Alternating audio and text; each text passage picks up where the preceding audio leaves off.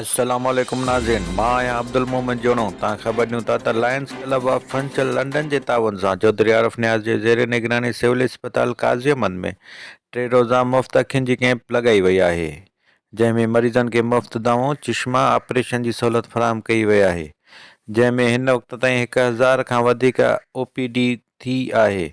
Camp ते SUP जे मरकज़ी chairman Syed ज़ैन Shah, deputy commissioner शहीद बेनज़ीर आबाद, आमिर हुसैन पंवर समेत शहर जे सियासी समाजी तंज़ीमुनि जे अॻुवाननि कैंप जो दौरो कयो। कैंप जे बहितरीन इंतज़ामनि जी साराह कई। उन मौक़े ते कैंप जे ऑर्गेनाइज़र चौधरी निसार सहाफ़ियुनि सां ॻाल्हाईंदे चयो त मुसलसल 11 सालनि खां कैंप लॻाए रहिया आहियूं। अवाम ऐं ग़रीबनि जे मदद सां दिलि खे सुकून मिले थो।